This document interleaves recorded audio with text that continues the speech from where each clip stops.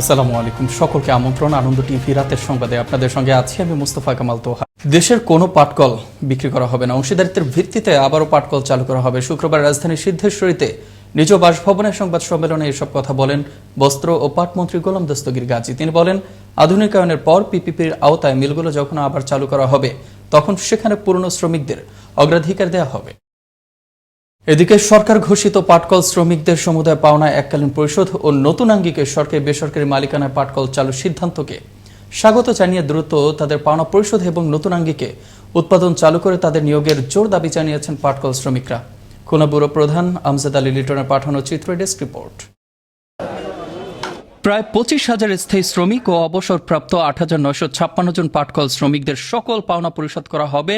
সরকারের এমন যুগান্তকারী সিদ্ধান্তকে তারা অভিনন্দন জানিয়ে অবসরের টাকা একসাথে পেলে পরিবার পরিজন নিয়ে স্বাচ্ছন্দ্যে বেঁচে থাকতে পারবেন বলে জানায়। শ্রমিকদের সকল বকেয়া পরিশোধ করে পাটকলগুলোকে PPP সহ যেভাবে হোক চালু করে শ্রমিকদের এবং তাদের পরিবারের রুটি রুজির ব্যবস্থা করার দাবি জানিয়েছেন প্রধানমন্ত্রীর কাছে। আমাদের দাবি যে যার মাধ্যমে হোক এই মিলটা চালু করে, মানুষজন খাইয়া বাঁচতে। আমরা কোথায় যাব? এত লোকজন, আমার আগে বিল না দিলে আমরা খাবো কি? এখন আমাদের আশ্রিত পাটকলগুলো বন্ধ করে দিয়ে আমরা এখন যাব কোথায়?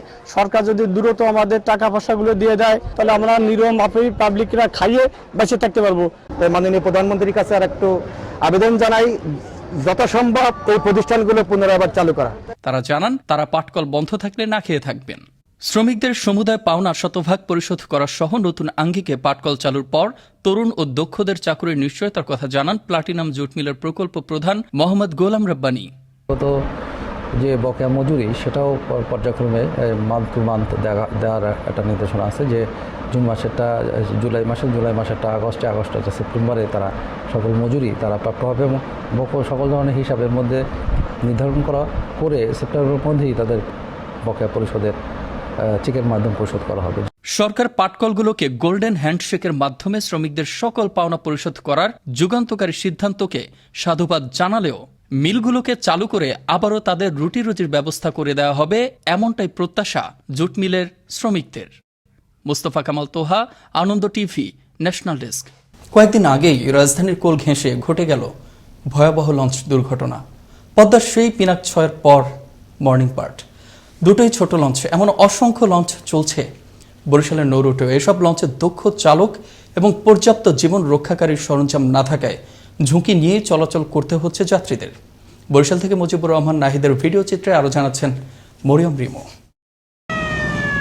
দক্ষিণাঞ্চলে যোগাযোগের সবচেয়ে আরামদায়ক ও সহজলভ্য মাধ্যম নৌপথ। বর্তমানে বরিশাল থেকে ভোলা, মেহেন্দিগঞ্জ, বরগুনা সহ অভ্যন্তরীণ রুটে চলাচল করছে প্রায় 20টি লঞ্চ, কিন্তু পর্যাপ্ত জীবন রক্ষাকারী সরঞ্জাম নেই বেশিরভাগ লঞ্চে। এছাড়া অদক্ষ চালক দিয়ে লঞ্চ চালানোর পাশাপাশি অনেক লঞ্চের ফিটনেস ঠিক না থাকার অভিযোগ যাত্রীদের। যাত্রীরা বলছেন বাধ্য হয়ে জীবনের ঝুঁকি নিয়ে চলাচল করতে হচ্ছে তাদের। সুরক্ষার যন্ত্রপাতি বলতে এইসব লঞ্চে আমরা তো চলাচল করি, দেখতেছি না কোনো সুরক্ষা আছে বা কিছু। লঞ্চের ভিতরে পর্যাপ্ত পরিমাণ মনে করেন বয়া এসব কিছু রাখা উচিত। অদক্ষ কারিগর দিয়ে চালানো হচ্ছে এইসব লঞ্চ। আমাদের বড় কোনো বিপদের হাত থেকে রক্ষা পেতে সরকারের কাছে দীর্ঘ দাবি জানাই, দ্রুত এর ব্যবস্থা গ্রহণ করা। অদক্ষ চালকদের দিয়ে লঞ্চ পরিচালনা করার অভিযোগ করছেন খোদ চালকেরাও।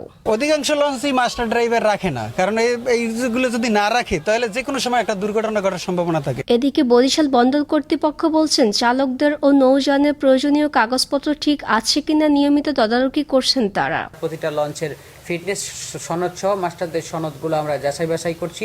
কোনো লঞ্চের যদি ত্রুটি থাকে, সেই ত্রুটি থাকলে সেই লঞ্চগুলো যাত্রা থেকে আমরা বিরত রাখার জন্য নির্দেশ প্রদান করেছি। নৌপথে প্রতি বছর 15ই মার্চ থেকে 15ই অক্টোবর পর্যন্ত অশান্ত মৌসুম ঘোষণা করা হয়। মালিকদের খামখেয়ালিপনে বর্তমানে এই অশান্ত মৌসুমের মধ্যে অভ্যন্তরীণ রুটের এইসব লঞ্চগুলো ঝুঁকি নিয়ে চলছে বলে মনে করছেন সচেতন মহল। তাই বড় ধরনের কোনো দুর্ঘটনার হাত থেকে রক্ষা পেতে সরকারের দ্রুত পদক্ষেপ নেওয়ার দাবি জানিয়েছেন যাত্রীরা। মরিয়ম রিমু, আনন্দ টিভি, ন্যাশনাল ডেস্ক।